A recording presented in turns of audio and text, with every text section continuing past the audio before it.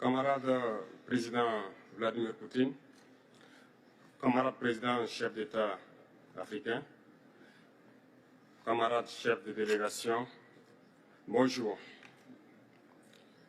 C'est un honneur pour moi ce matin donc de prendre la parole ici et de vous passer donc le salut fraternel du peuple du pays des hommes intègres.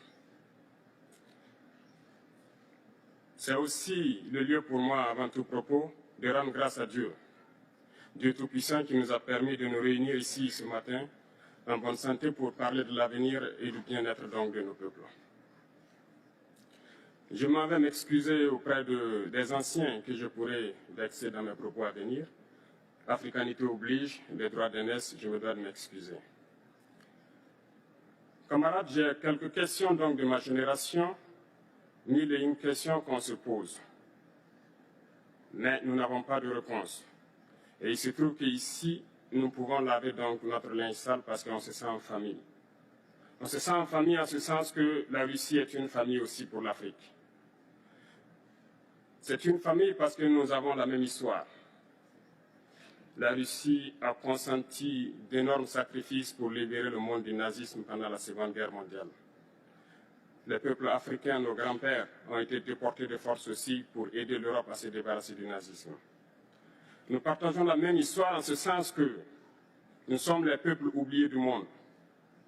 Qu'ils soient dans les livres d'histoire, dans les documentaires ou films, on tend donc à balayer le rôle prépondérant qu'a joué la Russie et de l'Afrique dans cette lutte contre le nazisme. Nous sommes ensemble parce que, actuellement, nous sommes là pour parler de l'avenir de nos peuples, de ce qui va advenir demain, de ce monde libre auquel nous aspirons, de ce monde sans ingérence dans nos affaires internes. Nous avons les mêmes perspectives et je souhaite que ce sommet soit l'occasion donc de pouvoir tisser de très bonnes relations en vue d'un meilleur avenir de nos peuples. Les questions que mes générations se posent sont les suivantes, si je peux me résumer, c'est de ne pas comprendre comment l'Afrique, avec tant de richesses sur notre sol, avec une nature généreuse, de l'eau, du soleil en abondance, l'Afrique est aujourd'hui le continent le plus pauvre.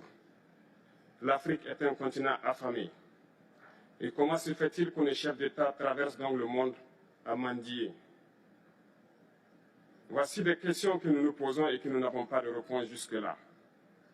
Nous avons l'occasion de tisser de nouvelles relations. Et j'espère que ces relations puissent être les meilleures pour donner un meilleur avenir à nos peuples. Ma génération me charge aussi de dire que, par ce fait de pauvreté, ils sont obligés de traverser l'océan pour essayer de rallier l'Europe. Ils meurent dans l'océan. Mais que prochainement, ils n'iront pas traverser parce qu'ils viendront devant nos palais pour chercher leur pitance quotidienne.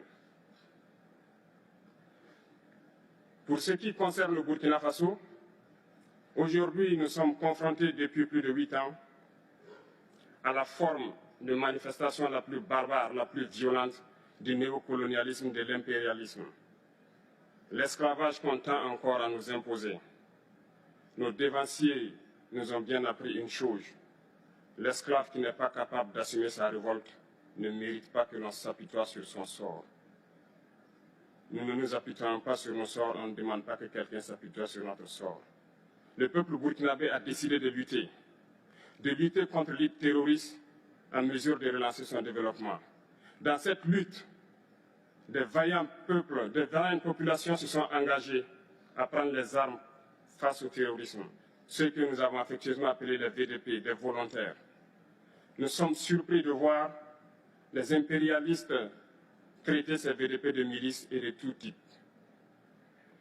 C'est décevant, parce qu'en Europe, lorsque des peuples prennent les armes pour défendre leur patrie, on les traite de patriotes. Nos grands-pères ont été déportés pour sauver l'Europe. Ce n'était pas avec leur consentement, contre leur gré. Et bien au retour, on se rappelle bien qu'à Tiaroy, lorsqu'ils ont voulu revendiquer leurs droits élémentaires, ils ont été massacrés. Cela ne fait rien donc. Lorsque nous, peuple, nous décidons de nous défendre, on nous traite de milices. Mais là n'est pas le problème. Ce qui est le problème, c'est de voir des chefs d'État africains qui n'apportent rien à ces peuples qui se battent, mais qui chantent la même chose que les impérialistes en nous traitant de milices, en nous traitant donc d'hommes qui ne respectent pas les droits de l'homme. De quels droits de l'homme parle-t-on? Nous nous offusquons contre cela et c'est honteux. Il faut que nous, chefs d'État africains, nous arrêtons de nous comporter donc en marionnettes qui dansent à chaque fois que les impérialistes tirent sur les ficelles. Hier, le président Vladimir Poutine a annoncé donc l'envoi des céréales en Afrique. Nous sommes bien contents. Nous lui disons merci pour cela. Mais aussi, c'est un message passé à nous, chefs d'État africains, parce qu'au prochain forum, nous ne devrons pas venir ici sans avoir assuré, pour ceux qui ne connaissent pas la guerre, l'autosuffisance alimentaire de nos peuples.